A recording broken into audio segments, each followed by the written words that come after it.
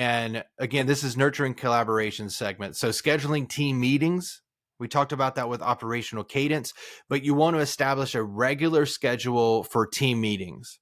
I've already explained the benefits of that and the reason why I think that's so important, especially in a remote environment.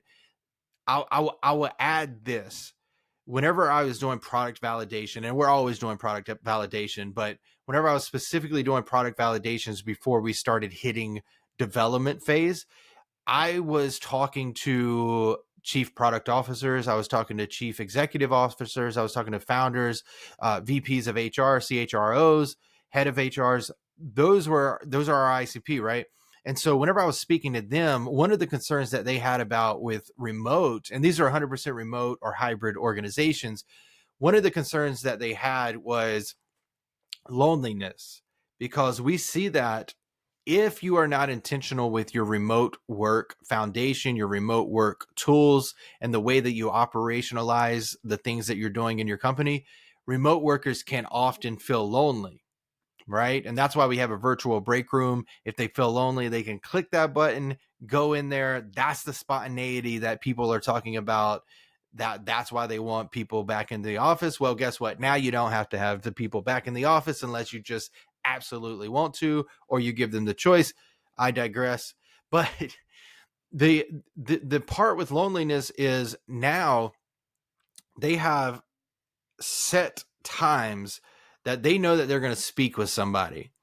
And so on Mondays, whenever I worked at Kumu, I had team meetings with my sales engineers. Now I have, we just moved it from Tuesday to Wednesday due to some changes, that now I have a product development call with our developers every single Wednesday at 8 a.m. Eastern Standard Time, right? That is our operational cadence. But then there's also other communications through WhatsApp until we get Grapevine's MVP number 1 up and running. But the goal here, and the reason that I mentioned loneliness, is because that was one of the key factors that came across. And the ability to have regular scheduled meetings allows that person to not feel disconnected to the organization. It allows them to have good conversations with teammates, team members, and then their direct manager.